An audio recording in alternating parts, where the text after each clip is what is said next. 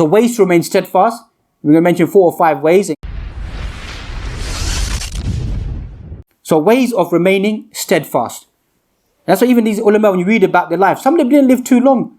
40 years, 50 years, 60 years. Imam Sa'di, we mentioned, look, in 2 years he wrote a tafsir. How was he able to write a tafsir in 2 years? That still remains a classic piece of tafsir today. It's barakah from Allah subhanahu wa ta'ala, remaining steadfast, having a committed goal.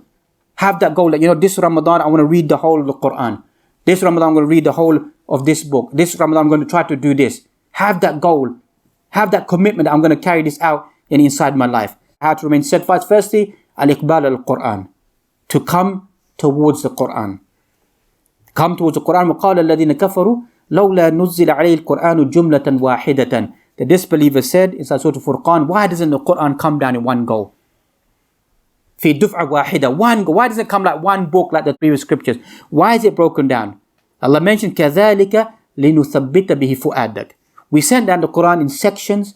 At this moment in time, an ayah here, a few ayat there, a few verses there, to strengthen your heart. وَرَتَّلْنَاهُ تَرْتِيلًا. To make it easy for you to recite as well. That's what makes the Quran special. وَلَا يَأْتُونَكَ بِمَثَلٍ إِلَّا جِئْنَاكَ بِالْحَقِّ وَأَحْسَنَ تَفْسِيرًا. They don't bring an example except we bring a better example and a best of tafsir. So coming towards the Quran will strengthen one's iman. Reading the Quran, alif lam mim isn't one word. Rather, alif is a harf, lam is a harf, mim is a harf in the hadith that we find. So you get 30 hasanat, 30 good deeds just by saying alif lam mim. Just by saying that. And imagine you have a daily reading of the Quran. That's why I said that many people, as mentioned, 15, 20 years practicing the faith, can barely read the Quran, can barely engage with the Quran, don't set themselves goals of studying the Quran, reading the Quran. Ala qal shay, the least a person should do is read a juz a day. Obviously, we're not going to ask you to do that, but a juz a day. And those people you listen who recite the Quran, you know how much they recite a day? That you think, oh, you know what, I want to be an imam like that. They recite sometimes 3 to 4 juz a day, daily. Not in Ramadan, daily. Every single day have a wird of reciting 2 to 3 juz inside their lives. That's how they become where they are. Obviously, it's blessing from Allah subhanahu wa ta'ala, but they made that effort, they made that sacrifice. When people do other things, that they're focusing towards the Quran. They're making the efforts towards the Quran. Allah subhanahu wa ta'ala then bestows that blessing. As we find in certain narration, the chest that contains the Quran, that body will not be burnt by the hellfire. That contains the Quran. That should be encouragement. If surpassed me, I haven't been able to memorize the Quran, encourage someone else, encourage our children, encourage the people around us, go and memorize the Quran. Because that's the beginning of all Islamic sciences, is our relationship with the book of Allah subhanahu wa ta'ala. Imam Thawri mentioned, وَاسْتَقِمْ كَمَا أُمِرْتَ. Remain steadfast, you've been commanded to do so, عَلَى الْقُرْآنِ. Remain steadfast in following the Quran. And specifically inside the Quran is قَصَصُ الْقُرْآنِ. The stories inside the Quran. Allah mentioned, كُلًّا نَقُصُّ عَلَيْكَ مِنْ أَنْبَاءِ الرُّسُلِ مَا نُثَبِّتُ بِهِ فُؤَادَكَ. All these stories we narrate inside the Quran, مَا نُثَبِّتُ بِهِ فُؤَادَكَ, to strengthen your heart. So the Quranic stories, when you read Ibn Kathir's Qasas al-Anbiya, you read that, a book speaking about all the stories inside the Quran as well. Read those stories about steadfastness. Read about Ibrahim alayhi salam, when he's about to be thrown inside the fire. When he threw him inside the fire, وَقُلْنَا يَا نَارُ كُونِي بَرْدًا وَسَلَامًا عَلَى إِبْرَاهِيمَ. How the fire became cool and peaceful for him. They wanted to burn this individual, but he was steadfast when he in his call and calling these individuals towards Allah subhanahu wa ta'ala. Likewise, for Musa alayhi salam, فَلَمَّا تَرَى الْجَمْعَانِ قَالَ أَصْحَابُ مُوسَى إِنَّا لَمُدْرَكُونَ. When they saw the great enemies coming towards them, they said to Musa, we're going to be overcome. قَالَ كَلَّا إِنَّ مَعِيَ رَبِّي سَيَهْدِينَ. And that's why Allah subhanahu wa ta'ala blessed Musa alayhi salam. So read Surah Al-Qasas, the 28th chapter of the Quran. It's all speaking about a journey, the Qasas, the story of Musa alayhi salam. Read Surah Yusuf, the 12th chapter of the Quran, 111 verses. Allah begins by surah by highlighting, نَحْنُ نَقُصُّ عَلَيْكَ أَحْسَنَ الْقَصَصِ بِمَا أَوْحَيْنَا إِلَيْكَ هَذَا الْقُرْآنِ وَإِن كُنْتَ مِنْ قَبْلِنَا مِنَ الْغَافِلِينَ. We narrate to you the best of stories. And Allah ends the surah mentioning, لَقَدْ كَانَ فِي قَصَصِهِمْ إِبْرَةٌ لِأُولِي الْأَلْبَابِ. That inside these stories is ibrah for men of intellect and understanding. مَا كَانَ حَدِيثًا يُفْتَرَى. These are not made up stories. These are stories of conviction. That's when you read the Quran, to strengthen our conviction, strengthen our belief in Allah subhanahu wa ta'ala. Likewise, you find, read other places. Read the 85th chapter of the Quran. It's like you're visualizing Palestine at the moment. People being harmed. For what purpose? Because they believe in Allah subhanahu wa ta'ala. Likewise, read Surah Al-Kahf, the 18th chapter of the Quran, these 110 verses. Why is it a sunnah to read it every Friday? Try to decipher why. Why the Prophet ﷺ mentioned, read this surah. Even as the most accurate view regarding authenticity, these hadith, some ulama have made a critique, but in general, is the most strongest view that these hadith are authentic, they're acceptable. To recite Surah Al-Kahf every Friday. Read the theme. The whole theme is what? Is fitan. Is trials, is tribulations, is hardships that are placed inside this surah. So if a person reads this surah, that's why you find a person who reads the Quran doesn't become bored. Doesn't become bored. Every time you finish the Quran, you start the Quran all over again. And every time you read the Quran, you come to a different concept of the verse that you think, it's as if that verse has been revealed now. I had that verse pass by me. I don't even remember that verse. I don't understand the context of the verse. I don't even remember that verse being there. And imagine for some of us, we possibly haven't read the Quran since when? Since last Ramadan. May Allah forbid. That some of us haven't touched the Quran since last Ramadan. But we found time to do everything else in our lives. We found time to do everything else inside our lives, but we haven't found time to read the book of Allah subhanahu wa ta'ala, and then to find ways of, and then we complain about Iman. The second or the third thing that we find is ad-du'a. Look inside the Quran. Allah poured down upon us Iman. رَبَّنَا لَا تُزِغْ قُلُوبَنَا بَعْدَ إِذْ هَدَيْتَنَا وَهَبْ لَنَا مِن لَدُنْكَ رَحْمَةً. Allah, don't deviate our hearts. That's why when a person is following Islam, a person shouldn't become full of themselves. Always make dua to Allah subhanahu wa ta'ala. The most excessive dua of the Prophet ﷺ was what? Allahumma ya muqallib al-qulub, thabbit qalbi ala dinik. Oh Allah, the one who makes hearts to be firm, ground my heart in your belief, in your conviction. Other riwayat, they find, Ya musarrif al-qulub, sarrif qalbi ala ta'atik. Change my heart. Move my heart towards obedience towards you. That's the Prophet ﷺ. That's the most excessive supplication he made. So this is what we should be praying. All of us, we're human beings. As soon as we walk out the masjid, what's going to happen? Someone might be doing this, someone might be doing that. That's challenges of life. We're human beings. We're human beings. So how you have to pray to Allah subhanahu wa ta'ala, strengthen my iman. Just like you preserved my iman inside the masjid. You preserved it while I went for Hajj, when I went for Umrah, when I fasted in Ramadan. Preserve it when I come out of that environment. When I come inside the society, give me the tawfiq, give me the ability to find the goodness of iman inside my life, to be at least, as we began, with an equilibrium, on a balanced iman in belief in Allah subhanahu wa ta'ala. Thirdly, what do we find? Is dhikrullah. Make the dhikr of Allah. Allah mentions inside the Quran, Ya ayyuhalladhina amanu, idha laqitum fi'atan fathbutu, wadhkurullaha kathiran la'allakum tuflihun. Allah mentions inside this passage inside the Quran, remain steadfast. Allah says, wadhkurullaha kathiran la'allakum tuflihun.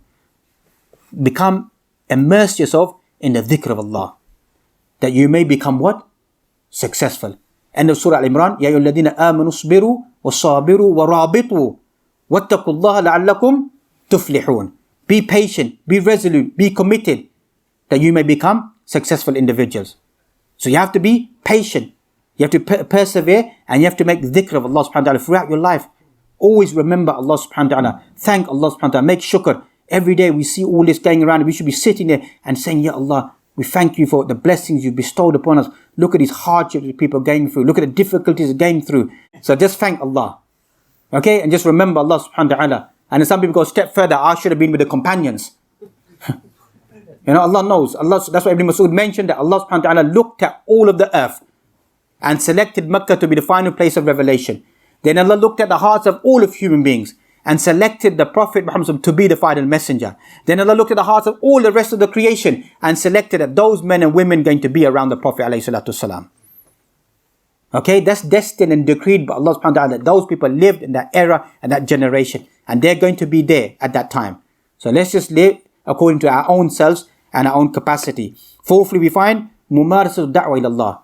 Practice giving da'wah ila Allah subhanahu wa ta'ala. Not to, let's be frank, to get one over another person. Because that's what most of us, that's what it's da'wah about. Just find a mistake of this person. Find a slip up. Find a sin. Find him making this, say this ayah wrong, say this hadith wrong, he done this wrong, he done that wrong, she done that wrong. I saw him smoking their cigarette in the corner outside the masjid. I saw him doing that. I saw him doing that. That's not what da'wah is, brothers. That's not what da'wah is, to get one over another person. If it happens, something comes in front of you, you're able to correct it. Obviously, as imams, we may have some form of more authority over you because maybe they may pay more attention to our words. Most of these people, they burn out. They burn out in their life because they're just worried about other people, not worried about their own selves. Or they're going there, try to give da'wah. Many people come from a bad lifestyle. They go there and try to give da'wah to their friends or whatever. And next minute, they're sitting with them doing whatever they're doing before. Just keep yourself away from that type of crowd, that type of environment. If Allah subhanahu wa ta'ala blesses you and you manage to meet someone, then give them advice. Don't go out of your way to go and speak to those people that you may be involved in before, because most times they're going to derail you and bring you back towards that path and take you away from the path of Allah subhanahu wa ta'ala and deflate you even more. And try your best to observe da'wah in its right manner. And likewise, remember inside the Quran, Allah mentions, Ya ayyuhalladhina amanu lima taquluna ma la taf'alun. Why do you say that which you don't do yourselves? So that's why a person should be always wary that the intent of da'wah isn't to look down upon people, to despise people, to demonize people, to make obviously people feel bad, because that's just the job of the khatib at that moment in time. But other than that, that's not the intent. Because on the khutbah, the Prophet ﷺ would enrage himself.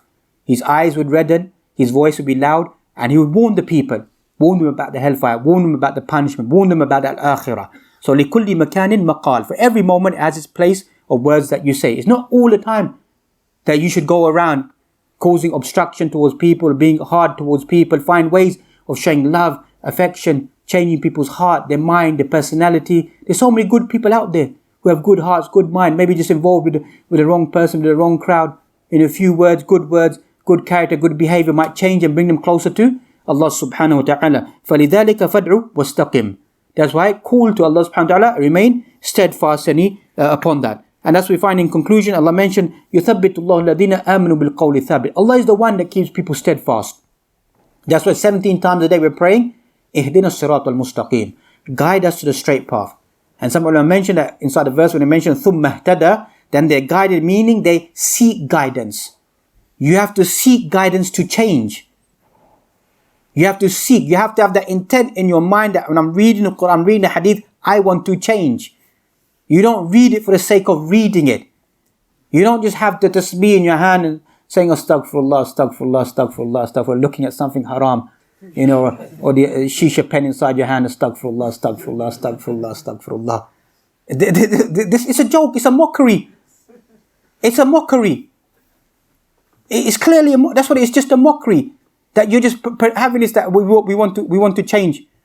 You change means that you try to take those positive steps to try to change it. You see, this is my weakness. This is where I'm going wrong inside my life. This is what I need to abandon inside my life. This is what I need to give up inside my life to become a better individual. وَلَوْلَا أَن ثَبَّتْنَاكَ لَقَدْ كِدْتَ تَرْكُنُ إِلَيْهِمْ شَيْئًا قَلِيلًا. Allah subhanahu wa ta'ala said about the Prophet, we did not make you steadfast, you would have begun to incline towards them.